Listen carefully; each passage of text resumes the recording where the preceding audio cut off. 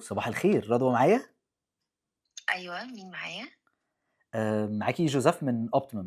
بصراحة أول حاجة لازم أقول لِك إن الشغل بتاعِك تحفة، تحفة، تحفة، الفُرَش بتاعة الشعر اللي أنتِ بتعمليها يعني فعلًا مُبهرة، أنا يعني نِفْسي أطلب 5 كمان على اللي إحنا اشتريناهم.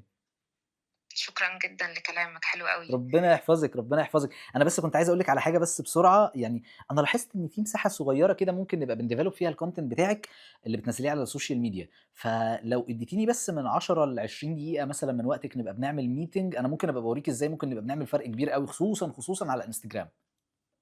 هو قبل أي حاجة بس ممكن أعرف أنت جِبت رقمي إزاي؟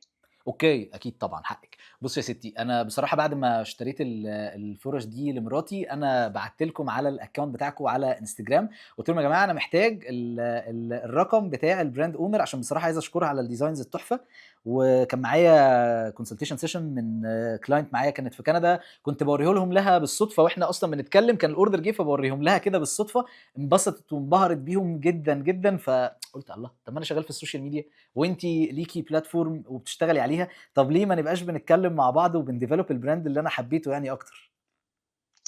بصراحة أنا مش باحب أرُد على النوع ده من المكالمات، لإنها بتبقى مزعجة جدًا بالنسبة لي، بس وبييجي لي منها كمان كتير و كل يوم. فاهمِك، والله فاهمِك، بس أنا برضه عايز أفكّرِك في حاجة يعني، أنا قُلت لِك إن أنا كنت في consultation session it's sure كانت paid. أنا مش باقول لِك دلوقتي أنتِ هتدفعي أي حاجة، أنا باقول لِك إن إحنا هنقعد نبقى بندردش مع بعض، في مساحة كده من التطوير، أكيد يعني ربنا يحفظِك أنتِ باين عليكِ إن أنتِ ذكية بحكم الbrand الجميل اللي أنتِ عاملاه، فلو أخدنا بس من بعض شوية وقت نبقى بندردش فيهم مع بعض ونعمل فيهم الdeveloping للأفكار دي، لو انبسطتِ يا ستي تعالي نكمّل.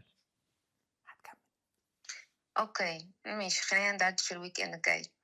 شكرًا جدًا، جدًا، أنا مبسوط إن أنتِ هتدّيني يعني شوية كده من وقتِك، أنا هابعت لِك برضه بعد إذنِك قبلها بيوم أفكّرِك بالcall بتاعتنا، وإن شاء الله أنا متفائل إن إحنا هنعرف نعمل مع بعض شغل حلو. تمام، مستنية message منّك. شكرًا جدًا يا رضوى، يومِك جميل، ربنا يحفظِك.